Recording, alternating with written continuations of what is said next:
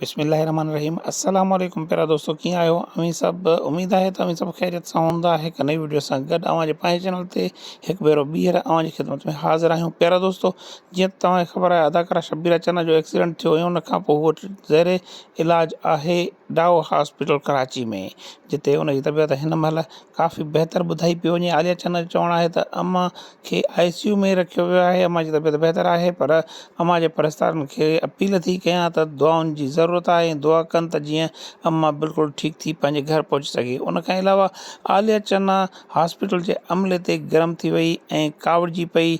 छो कावड़ी, उन बारे में ॻाल्हाईंदासीं। प्यारा दोस्तों आलिया चन्ना जो चवणु आहे त हॉस्पिटल जे अमले खां ॿी का बि शिकायत कोन्हे का, पर हॉस्पिटल जे अमले खे हमेशह गैर सियासी हुअणु घुरिजे। पर हिते जा डॉक्टर ऐं स्टाफ नर्स ऐं लोअर स्टाफ ताईं जा माण्हू पिणु सियासी एक्टिविटीज़ ऐं सियासी कचहरी करण में मशगूलु हुया ऐं मरीज़नि ते तवजह घटि पिया ॾियनि, जंहिंजे करे मां उन्हनि ते कावड़ कई ऐं मां उन्हनि सां ॻाल्हायो त जेकॾहिं अव्हीं सियासी एक्टिविटीज़ ऐं सियासी ॻाल्हियूं कंदा त मरीज़नि जो ख़्यालु केरु कंदो। अव्हीं डॉक्टर आहियो, बराए महिरबानी मरीज़नि ते रहम कयो ऐं मरीज़नि जी ख़िदमत कयो। अव्हांजो कमु हिन महिल मरीज़नि जी ख़िदमत में आहे ऐं अव्हां अगरि मरीज़नि जी ख़िदमत न कंदव त केरु कंदो।